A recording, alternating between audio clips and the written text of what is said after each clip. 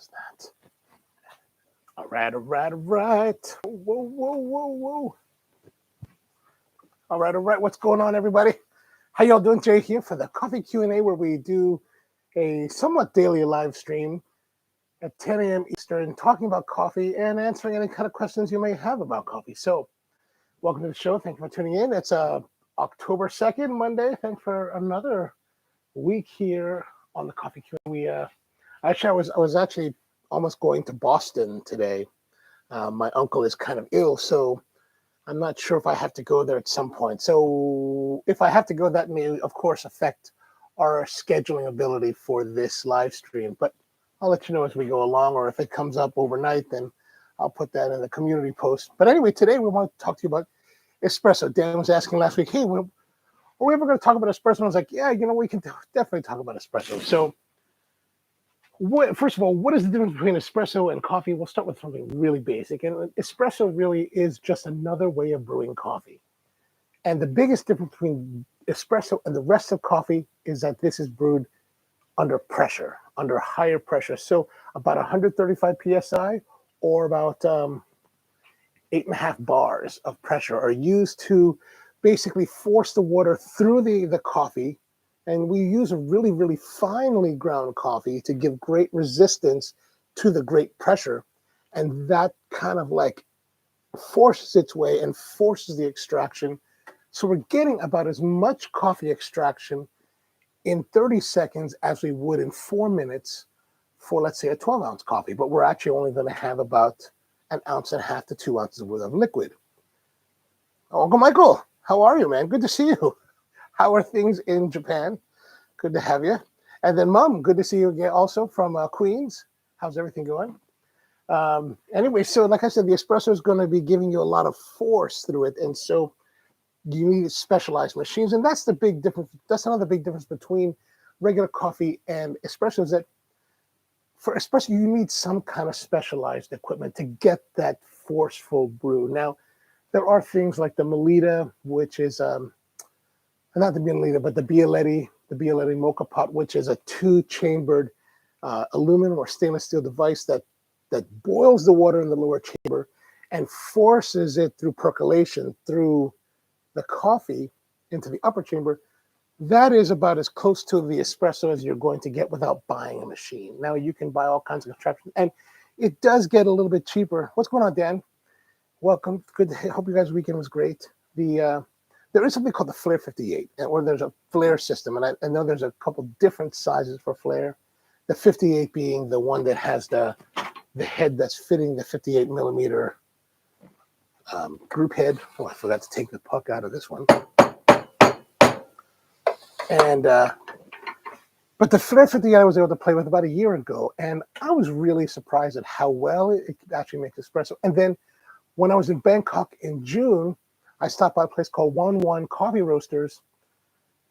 Turns out that Don Chan, the champion of Hong Kong, is the owner with his girlfriend, and they live in Bangkok now. And he made for me this espresso, which is, I would have to say, is one of the very best espresso I've ever had in my entire career on a Flare 58. So you can get great results from it. The key is that, you want to have the right amount of pressure and the right amount of coffee.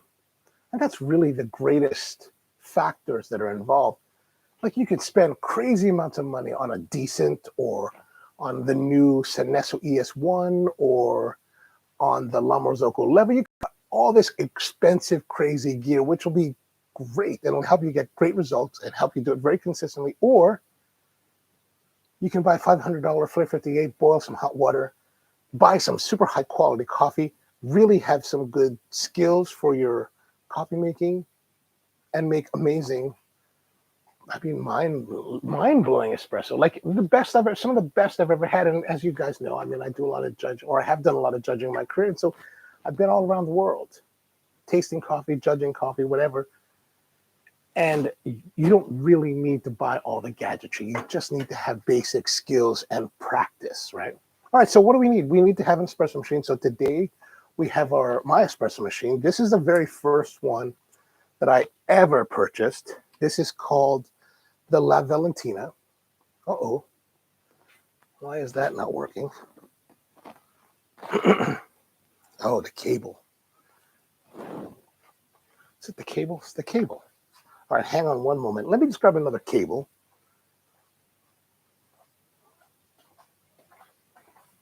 This was working earlier, and now it's like all kinds of wonky. That's one of the problems with, HDMI cables is that, or any kind of cable, they, especially like these cables that I use, the one that I'm using right now is actually well-traveled. I've taken that on many a journey. So I'm going to plug this into our switcher. This is the cable from the other camera.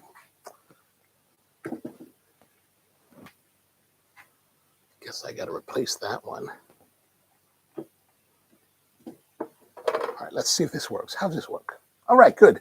So this is the La Valentina espresso machine. This was actually, I bought this about 20 years ago. It's still being sold today. It's really a great, heat exchange E-61 group head. So you see the Faima E-61 group head here. And the nice thing about the E-61 is that it's got a really big piece of brass, so it really holds a lot of heat and thermal stability once you heat it up, right? And then it's got a heat exchanger. And so real simple design. And as long as you're keeping the water flowing through the machine, it maintains a relatively stable temperature. Now, I never did any of the PID conversions and all that because, you know what, sometimes I don't know if you need that, right? Honestly, does one need PID? Sure, in a commercial environment where, like, I've got our La Marzocco machines, when we would PID in all of them. So we've been running PID for 20 years. But the thing is that at a home environment or in a very slow-paced environment, do you really need it? I really don't think so. Because what does PID really do? PID is about temperature controlling, helping you to get a flat curve, right? And so the thing about espresso machines is that they're going to turn on, they're going to heat up. Good morning, Baldhead. How's things in Canada? They're going to heat up the temperature curve of the water. They're going to heat up the water, and then it's going to reach a certain set temperature. It's going to stop, and the heat is going to turn off, and then it's going to cascade down, and then it's going to eventually turn back on, and then come back up and down. Now, the thing is that what the PID does is that it will then start to pulse. It will use its fuzzy logic programming and figure out, okay, for this, if we want to hold it at, let's say, 198.5 degrees, then we're going to figure out our mathematics, and eventually it'll turn the heat on, so it'll go up, turn it off, turn it on, turn it off, turn it on, and then eventually it'll be like, turn it on, off, off, off, off, off, off, off. So you get a more stable temperature over, now it's holding it relatively stable instead of these light and dip. Now, the thing is that if you're at home and you're just, having your machine and you're like, okay, I'm going to get up in the morning, I'm going to make my espresso, I'm going to heat up the machine and make the espresso, and then make my drink and go to work. And maybe in the afternoon, I'll come back and, do it then, do another drink for dinner, after dinner, cappuccino. Or maybe I won't use it at all for the rest of the day. Well, then I think that PID is a waste of money, because the benefit of that is that you want to have a machine that's going to be stable throughout your operation, right? But if you're only pulling 1, 2, 3, 4, 5 drinks in the morning, does it really give you an advantage? I don't think so. So that's just a thought, and I'm sure there's going to be, and Baldhead says, no PID, no PID needed. Well, you can put a PID if you want to hold that heat exchanger more stable, but the thing is that I just don't think it's necessary on a home machine. Commercial machine, sure, why not? Because you want to try to maintain temperature stability. And I would probably hold it more stable at 250 degrees if I was ever put one on a heat exchanger. I mean, I think you're right. As long as your flow, like we said earlier, as long as the water flow is flowing through the main boiler, everything should be fine, right? All right, so let us think about what are we going to do today. We are going to make just espresso, regular espresso. And, my hat, I forgot to wear my hat. I was at a VidCon this week.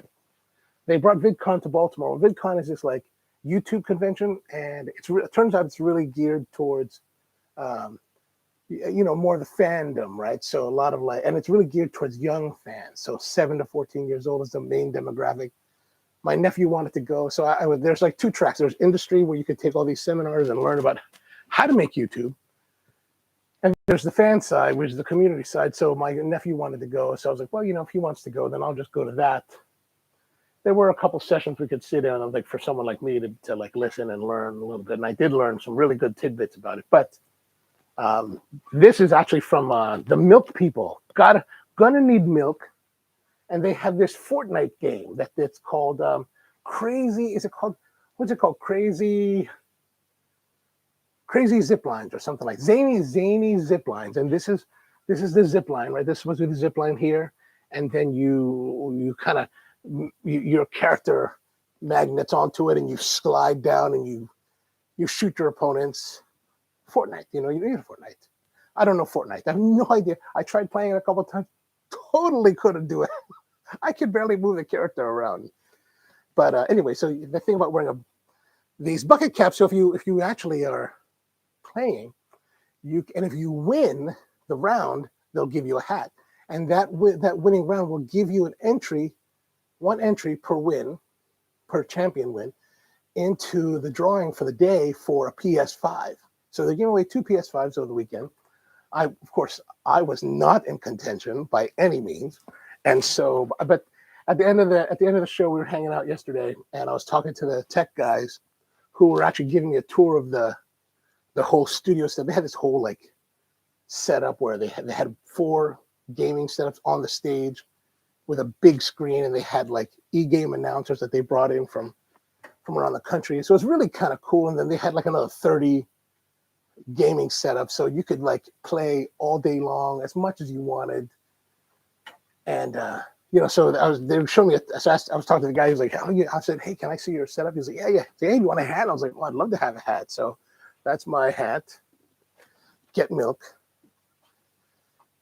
And then I do have PID on a lever heat exchange, but just to Dutch brew temperature, it's easier than flush. Oh, I see. I get it. Yeah, absolutely. As long as it works. That's, of course, the most important. And that's the one thing that I think that, as we talked about with the brewing side, as well as even on espressos, that there's going to be many ways to do espresso. And the most important thing to my mind is that as long as you, or let's say in typically my case, where we're dealing with guests, as long as the guest or you, the consumer, enjoys it, what does it matter? Like all this technical mumbo jumbo that we talk about in the business, and like all these people that talk about recipes and like, oh, you're doing it wrong, and that's right, and this is wrong, and what does any of that matter? All that matters is whether you enjoy it. And if you don't enjoy it, well, who cares if you got the most expensive coffee with the best technique, right? All right, so the basic componentry of coffee making with espresso is going to be the portafilter, right? This is the portafilter. And I know maybe for a lot of you guys, this may be very elementary. This is actually a La Marzocco stainless steel portafilter. These were new maybe about, 5, 6, 7, 8 years ago. You can see it's a little bit dirty. I haven't kept it very clean. Anyway, so we've got a VST basket on the inside, double shot basket, and this has these little. Why I upgraded our machines to these, because this has this. I don't know what you call this here, but basically it allows you to put it on your counter. Ouch.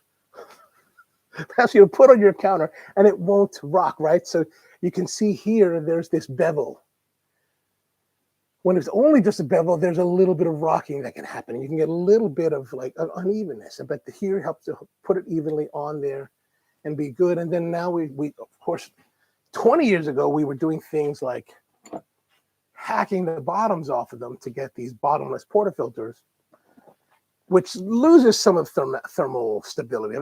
Does that really matter? So La Marzocco, with this one, they designed these spouts to come off with a little gasket, so that, it's not quite the same. You won't see the same flow patterns. But what's nice about this is that, and what was really nice about this when it first came out, is that it made it easier to fit a little bit taller to-go paper cup, or just taller cups in general, under the group head so you could fit it, whereas a full like mounted double spout made it more difficult, right? So this one also has that ability, and I would use it this way commercially. We'd be like, okay, so I need to get this, let's say a 12-ounce Americano to go. That spout is coming off. All right, so what else are the components that we need to consider? The Asian Dev, what's going on, man? How are you? Doing well, thank you very much. Doing well. So let's have a look here. We've got some, oh, wrong switch. So we've got some components on here.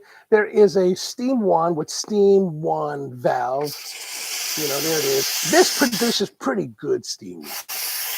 Like once you're used to like using commercial, like La Marzocco, like big 2-3 group machines, this is a little bit on the weaker side. So I have to work a little bit harder to get the kind of foam that I want. Like if you saw that recent short that I did, I was using this machine, and it's a different force, right? So it's also a different pattern. I don't know if you can see that too well. Even I've lost track of it on the, oh, there it is. Yeah, you can kind of see right here. See if I can get that to focus on it.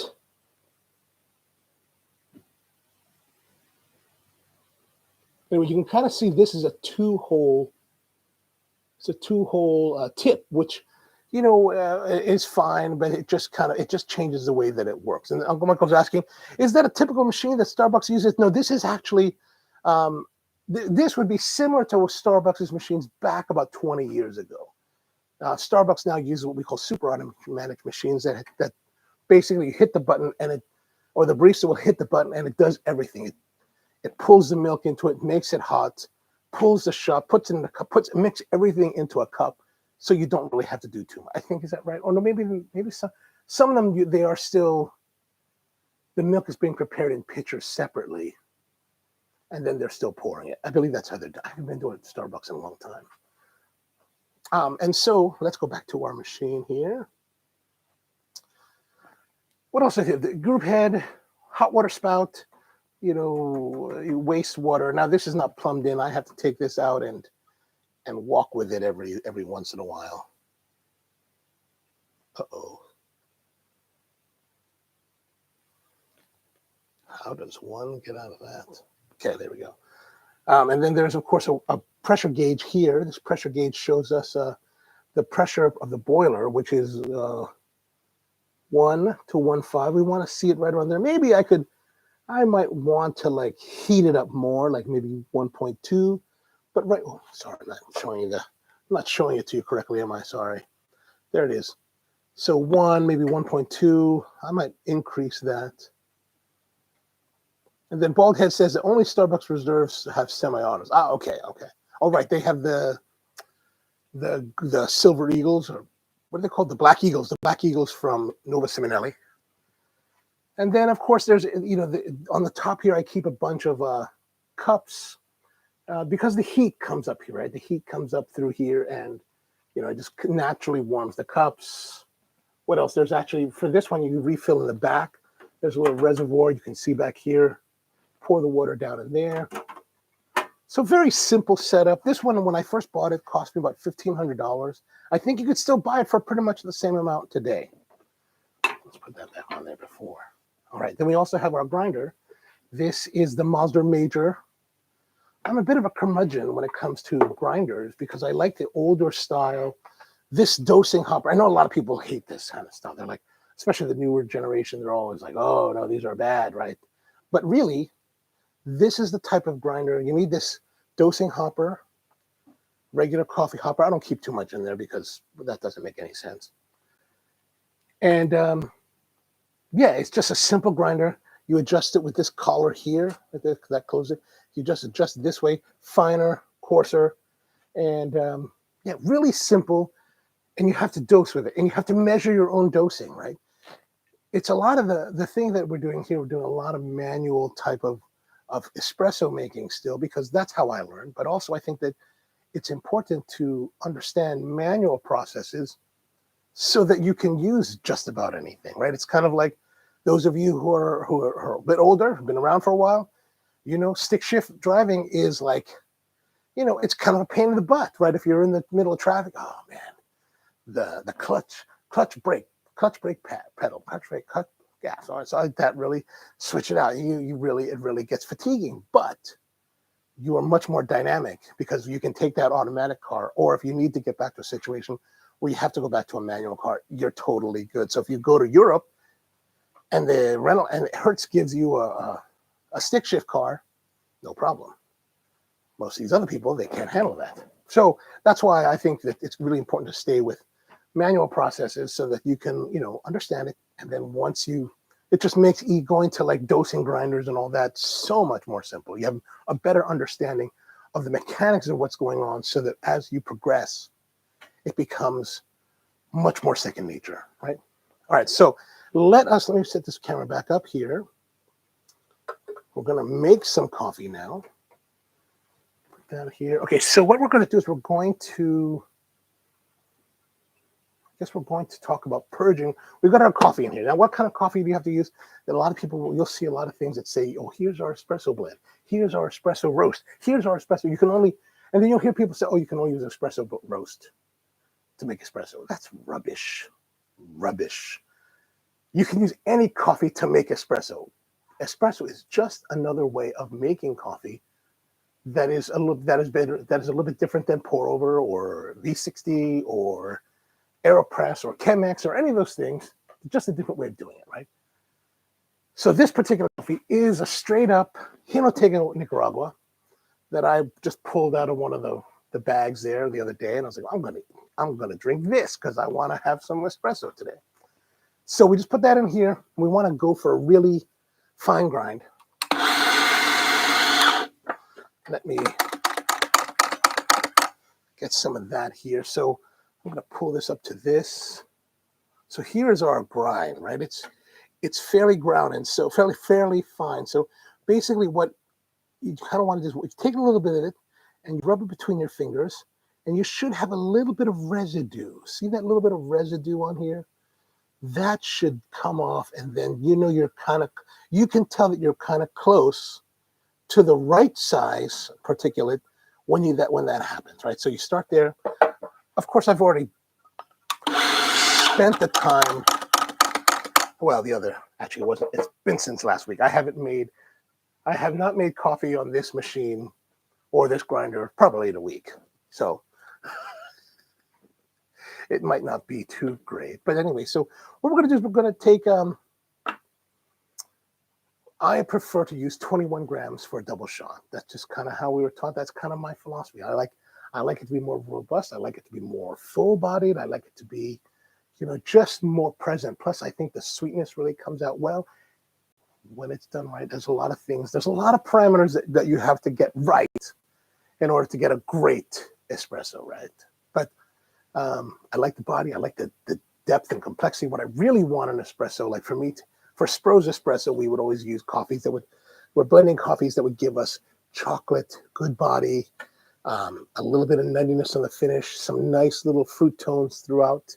You know, something that's really going to take you on a journey, something that's going to be lingering on your palate. So if you're just drinking straight espresso, that flavor, barring that you're not eating anything after, but if you're just shooting the espresso like a true like hardcore espresso guy, and you're going to work, that flavor should linger on your palate for the next like half an hour or so, right? That's really kind of the goal for it. And our goal was also to have an espresso that had that chocolate, had that fruit, had that nut, that would stand up as an espresso all by itself, but would also be really great in a milk drink. Those are the great parameters that I would always be using when we're blending and crafting our own espresso. Now, of course, in making your own espresso, that all depends on your personal beliefs. Like if you want something that's going to be bright and super light and juicy, you can certainly find ways of roasting and sourcing coffee that will give you those results, like a lot of companies do. But for me, I like it a little more classic. I like a little more Maillard development. I like a little more sweetness in the cup, right? So that's kind of what I look for. All right, so let's do some grinding. I don't know how loud that is. Let me pull this over here. Ooh. Okay, there we go. So we're just going to dose it out. Now, I do have this dosing ring. Problem is it doesn't really fit too well.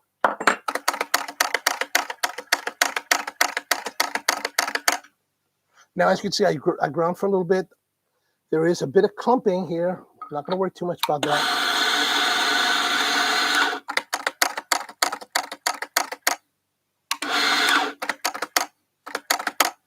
All right, there we go. So this is our grind. You can see some boulders here. I tend not to worry too much about those. I know a lot of people freak out and they're going to be like, oh man, you need to get your little like rake. What's this? WDT rake. And, I got this from a guy in England. I just really like the pearlescent case and the look of it. So, a lot of guys will want to do this. I don't want to do that. Actually, I don't think there's necessarily anything wrong with doing this. If you're at home and you've got the time, great. But if you're in a commercial environment, I think that's just insane. So what we're going to do is we're going to look at this. What I like to do is I like to look at the espresso as it's in here, and we're going to see where are the pockets. So you see there's a bit of a boulder here, a bit of a boulder here, a little bit there, a little bit there, but there's some pocketing here, pocketing here, pocketing here. And what we want to do is we want to distribute those around. And Dan says, I prefer develop roast, not a fruit bomb so much. Understood. So we just want to use our finger to distribute the coffee around. And a lot of people will tell you, do it a certain way, certain pattern. And that's also what I'll teach to new baristas. It's like we want to do this certain pattern. But the reality is that once you get to a certain point, you're really looking at where are the deficiencies or the potential deficiencies in the puck, and you want to address those with the way that you sweep. And when a lot of people start out, they want to go really rigid, right? Which can create concavity in here, where we want to create convexity. We want to have there's actually a slight bend to my finger as I'm going, because I want to have a little bit of a bump, and I'm just going to work it around. I think that's actually a little bit too much. Just get rid of that a little bit. We want about 21 grams.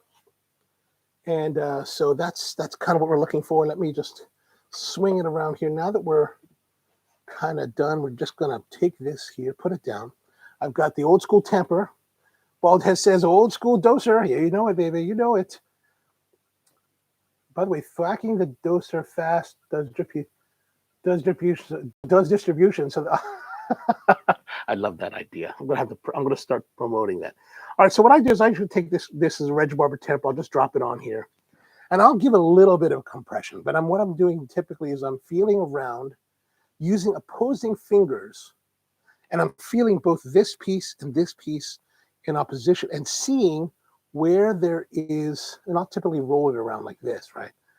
And then I'll adjust it accordingly, and then I'll just press it down and give a nice twist, and that's pretty much done. And so there's going to be some leftover stuff, so I just kind of, I'll do this on the counter, but typically I'll do this over the knock box, which is kind of out of the way, and then just remove everything from excess. Now, if you watch that video that I made about the 2-year-old cappuccino, you're going to notice that it's a little bit uneven. So let's see how uneven this is.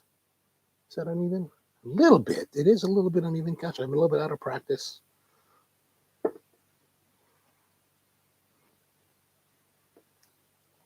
right, that's better.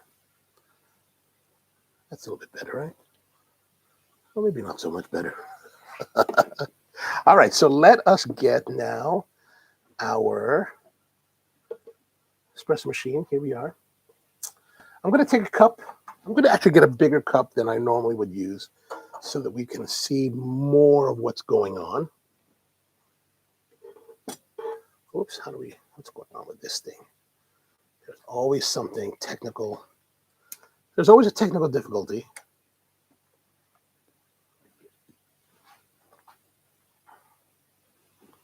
All right, oops. Okay, so what we're going to do is now, like I said, this is a E-61 group head, so a heat exchange. It's going to be superheated because the water in the boiler is heated to 250 degrees Fahrenheit, so you get the right pressure, the 1 to 1.5 bars, and so the heat exchanger works by running the cold water tube through the main boiler to the group head, and by doing that, as long as the water is flowing constantly, it's designed so that it will heat the water to about 200 degrees or 198, as long as it's flowing. But once it stops, of course, there's nothing to stop the water in the tube from equalizing to the temperature of the boiler. So the first like few ounces or whatever milliliters that's in that tube before the group head is now at 250 degrees. So we need to flush through that. Otherwise, we may get some over extraction and some quote unquote burnt tastes, right? So now let's look at that. We're going to do that first. And you're going to notice that there's going to be some sputtering, some extra like bubbly, because what happens, water boils at 212. It's at 250 because it's not boiling because it's under pressure. But once it hits atmospheric pressure, it automatically boils off. All right, so let's have a look. So let's flush. You can kind of feel the bubbling. I don't know if you can hear that with my mic. All right, that's about dissipated. Good. Now we're just going to let the water abate for a moment. Gonna lock this in. And then hit the button right away. Add our espresso, and we're going to look here and see how it's doing. Oh, a little bit black, or a little bit fast. I think this is a little bit fast. I probably should not have knocked off that excess coffee. That is definitely on the faster side for my tastes. Oh yeah, that's done. So what am I looking for here? I'm looking at the coffee to speak to me. Okay, I know that sounds kind of savantish, but like I really am looking at the coffee to speak. I want to see, and what I mean by that, the coffee is telling me when it's done. It kind of quivers. The flow quivers when it's finished.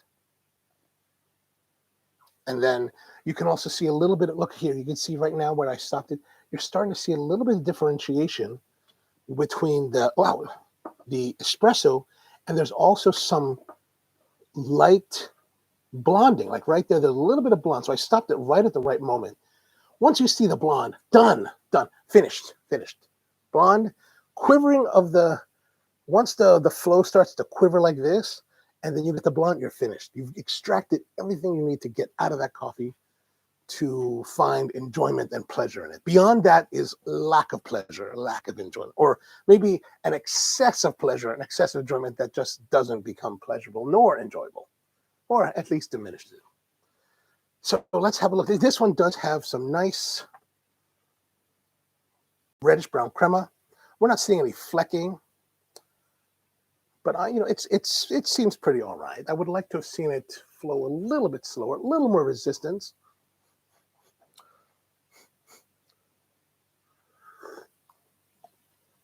Yeah, it's okay. It's got a little bit of brightness to it. It's a little bit, tastes to me a little bit sour. Yeah.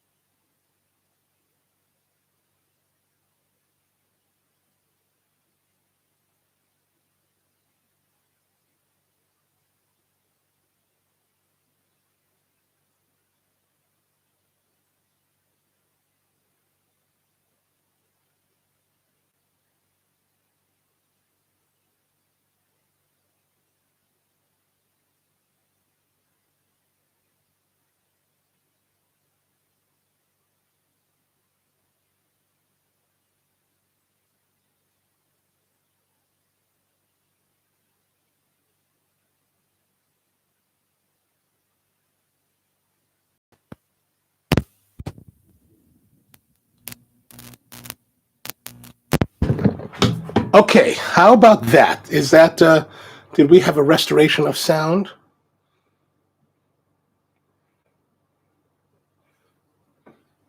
Did we have restoration of sound yet? Back. Okay, good. Baldhead says we're back with the sound. Sorry, my batteries have died on the transmitter. Let me just take this off. Does that sound good for you guys? Dan says we lost around the espresso was the espresso was sour. So I thought the espresso was sour. I was not pleased with it. So we're going to do it again, and we're going to talk about the portafilter. So the portafilter, as you notice in the I guess that it was non-making noise. So I knocked the portafilter out, or knocked the puck out of the portafilter. The portafilter provides a story for us to use, and that story I'm actually doing all this in a commercial environment. So I'm making drinks for guests. I'm actually doing all of this and looking at these things, no matter how fast the flow is, because this here also tells me part of the story. So when we're making drinks for guests, you can only, or if you're making drinks for friends and family, you really are not gonna, unless you come some kind of like, a bit, unless they know you're a little bit psycho, you're not going to taste their drink, and they're not going to be happy with that, right? So a lot in a commercial environment, I can't taste the drink. So I have to look and like use visual clues that are going to help to tell me what the deal is. So like I said, as we were starting off, I thought it was going fast, which I also said I probably should have left the amount of coffee that I knocked out of it in the shot. And it turns out that it did come out kind of fast. It was tasting sour, not as nice, and we want to create resistance. And that's the whole game with any kind of brewing, including espresso, is creating resistance to get the kind of results that you want. So this resistance is created by the grind size as well as the quantity of coffee. So I think the grind size is fine. I should have left that extra bit of coffee instead of knocking it out. And I think that would have given us just that extra resistance to hold that flow back and get more flavor development out of the coffee, rather than the bit of sourness. Now the shot itself, when you look at it, it looks pretty good, right? It had the reddish brown crema. It wasn't as thick as I would like it to be. And we did stop it at the right point, because now we see that there's a little bit of blonding that just stopped there. And then we look here, and there's no real, let me closer here. There's no residual oils. And what we're looking for is residual oils. The residual oils will tell us one of two things. It'll tell us whether we went over or under extracted, but that's whether to know that you're over or under extracted is going to really depend upon you to know the process of making the coffee, right? So, but either way, you want to know that this tells us that we have stopped the shot at the premium moment, right? It has taken all of the best flavors the coffee has to offer out of the coffee, without too little extraction, without over extraction. And the presence of oils denotes over or under or over extraction. And you just have to know where you are in the process to know whether it really was under or over.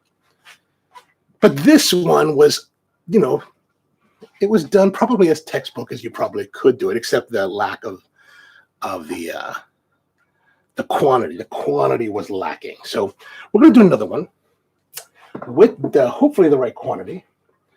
And everything is a mess now, and then I've created a mess here. Let me just clean up a little bit. All right, let's begin again. I'm going to put the portafilter back in. Do some grinding. Let me pull this around so you can see what we're doing again.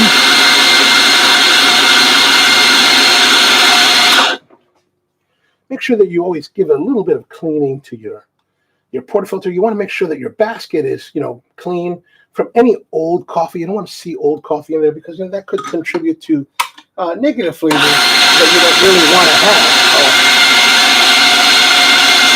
have. I got to remember to speak louder, because now the mic is on the camera rather than.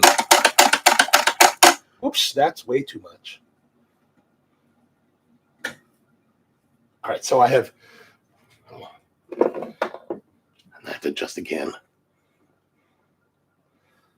One day I'll have a real camera person so that I don't have to do all this. Okay, so now we're just going to make sure that we're getting distribution of the coffee around the portafilter.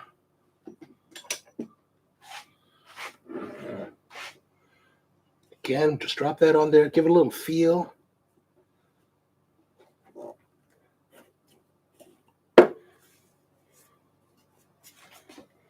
There is our deal. Let's do a little bit of bigger cup now. Here's a Illy cup. This is actually one of my favorite cups for cappuccino. We're going to start brewing now. Oops.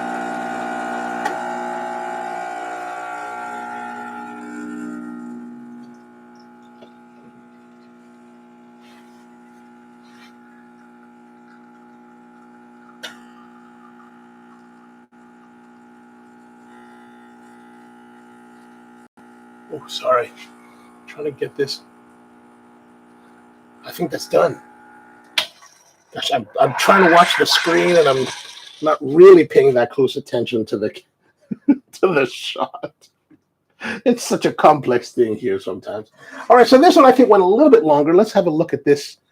Let me lower this ISO now that we are back to this white cup. Yeah, you can see a little bit of that blonding that's happening here. We want to stop. And Baldhead says convex tampers let you be a little off level, supposedly. I can't taste the difference. These are, yeah, this is a little bit of a convex tamper. This is the Reg Barber C+ with a beveled edge. Right, you can kind of see the beveled edge there. This is actually the house tamper from Hamden's shop. So this one we bought in 2009. It's still in great shape. These Reg Barbers really are the best. Like, I know there's a lot of knockoffs of these now, but if you get it from Reg, it's really solid. All right, let's have a look at the... So there's some bubbles. You want to knock those bubbles out. And I wonder, should we taste? No, let's do some milk. Let's add some milk to it. Or let's taste first. Maybe we should taste it just to see. Well, I think this coffee definitely has some of the more fruity. There's definitely fruity brightness to it. So let's oops. Let me get rid of this thing. So we're going to take some of some milk, put it in a small 12-ounce pitcher. As you can see, I like to go a little bit below the spout, right? That should give us just the right amount of water, milk for the making. So I'm just going to turn this around, and I like to position the spout like this. What I'm looking for, let me just readjust this camera, is I'm looking for some, I'm thinking of the pitcher in quadrants, right? Quadrants. And I want to have it in the upper left quadrant, pretty far down into the pitcher when we start. I want to have it a little more vertical than that. There we go. And then I'm just going to stretch it out. So I'm just going to put it here, full power, and then I'm just kind of riding the surface, trying to get enough air into it, and then also still flowing it around, as you can see, bring it to temperature that's about right. So we want to bring about 150 degrees, 155 degrees. And we're going to, it's a little bit, this is one thing about this particular one gets a little bit fluffy. Like this is, like in that video, the TikTok video, it's quite fluffy. I stretch it just a little bit too much. I'm just not used to this one. All right, let's, not so good, not so pretty, not so pretty. All right, there we are. It looks terrible. This is my second cappuccino in 2 years. All right, let's try it. So the shot itself is a bit on the brighter side, fruity. Not quite what I really like in espresso, but you know, it's a single origin.